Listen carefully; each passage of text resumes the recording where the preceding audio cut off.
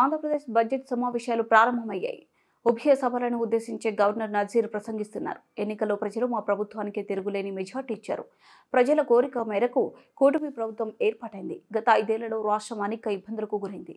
గత ప్రభుత్వ పాలనతో రాష్ట్రం ఎంతో నష్టపోయింది. సూపర్ 6 పథకాల ద్వారా ప్రజలకు మేలు చేస్తున్నాం. అధికారంలోకి వచ్చిన వెంటనే ల్యాండ్ టైటిలింగ్ యాక్ట్ రద్దు చేశాం. మెగా డిఎస్సి దసరంపై సంతకం చేశాం.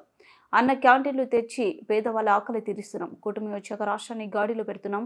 మా ప్రభుత్వం వచ్చాక తలసరి ఆదాయం పెరిగింది. అవకాశాలు ఇస్తే ప్రతి ఒక్కరూ మెరుగైన సేవలు అందిస్తారని నమ్ముతున్నాం. ప్రతి నెల 1వ తేదీన ఇంటికి వెళ్లి పెన్షన్లు అందిస్తున్నాం. పేద విద్యార్థులకు ఉపకార వేతనాలు అందిస్తున్నాం. విద్య, వైద్యం, మౌలిక వసతులపై ప్రత్యేక దృష్టి సారించాం. 2047 నాటికి స్వర్ణాంధ్ర కళను సాకారం చేస్తాం.